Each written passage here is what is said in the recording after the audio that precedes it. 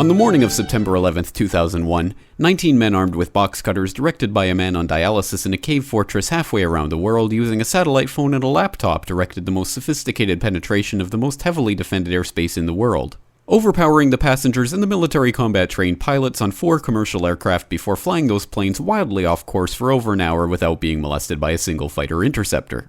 These 19 hijackers, devout religious fundamentalists who like to drink alcohol, snort cocaine, and live with pink-haired strippers, managed to knock down 3 buildings with 2 planes in New York, while in Washington a pilot who couldn't handle a single-engine Cessna was able to fly a 757 in an 8,000-foot descending 270-degree corkscrew turn to come exactly level with the ground, hitting the Pentagon in the Budget Analyst Office where DoD staffers were working on the mystery of the $2.3 trillion that Defense Secretary Donald Rumsfeld had announced missing from the Pentagon's coffers in a press conference the day before, on September 10th, 2001.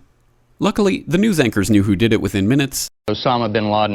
The pundits knew within hours. Osama bin Laden. The administration knew within the day. Terrorists who committed these acts and those who harbored them. And the evidence literally fell into the FBI's lap. That a hijacker's passport was found blocks from the World Trade Center crash site, if you can believe that. But for some reason, a bunch of crazy conspiracy theorists demanded an investigation into the greatest attack on American soil in history. That investigation was delayed, underfunded, set up to fail, a conflict of interest, and a cover-up from start to finish. It was based on testimony extracted through torture, the records of which were destroyed. It failed to mention the existence of WTC-7, Able Danger, P-TECH, Sibel Edmonds, OBL and the CIA, and the drills of hijacked aircraft being flown into buildings that were being simulated at the precise same time that those events were actually happening. It was lied to by the Pentagon, the CIA, the Bush administration, and as for Bush and Cheney, well, no one knows what they told it because they testified in secret, off the record, not under oath, and behind closed doors. It didn't bother to look at who funded the attacks because that question is ultimately of little practical significance.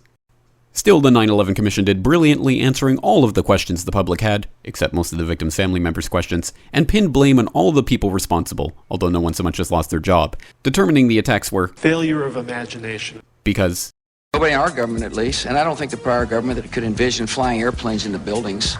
Except the Pentagon, FEMA, NORAD, and the NRO. The DIA destroyed 2.5 terabytes of data on Able Danger, but that's okay because it probably wasn't important. The SEC destroyed their records on the investigation into the insider trading before the attacks, but that's okay because destroying the records of the largest investigation in SEC history is just part of routine record keeping.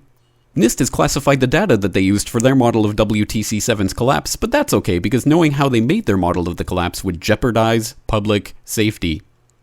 The FBI has argued that all material related to their investigation of 9/11 should be kept secret from the public, but that's okay because the FBI probably has nothing to hide. This man never existed, nor is anything he had to say worthy of your attention, and if you say otherwise, you are a paranoid conspiracy theorist and deserve to be shunned by all of humanity. Likewise him, and her. And her, and her, and him. Osama bin Laden lived in a cave fortress in the hills of Afghanistan, but somehow got away. Then he was hiding out in Tora Bora, but somehow got away. Then he lived in Abbottabad for years, taunting the most comprehensive intelligence dragnet employing the most sophisticated technology in the history of the world for a decade, releasing video after video with complete impunity and getting younger and younger as he did so, before finally being found in a daring SEAL team raid which wasn't recorded on video, in which he didn't resist or use his wife as a human shield, and in which these crack special forces operatives panicked and killed this unarmed man, supposedly the best source of intelligence about those dastardly terrorists on the entire planet. Then they dumped his body in the ocean before telling anyone about it. Then a couple dozen of that team's members died in a helicopter crash in Afghanistan. This is the story of 9/11, brought to you by the media which told you the hard truths about his head could be seen to move violently forward. And they took the babies out of the incubators. And mobile production facilities. And the rescue of Jessica Lynch.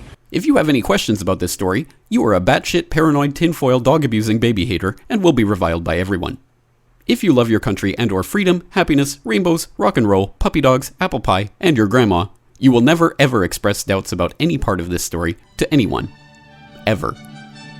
This has been a public service announcement by the Friends of the FBI, CIA, NSA, DIA, SEC, MSM, White House, NIST, and the 9/11 Commission. Because ignorance is strength.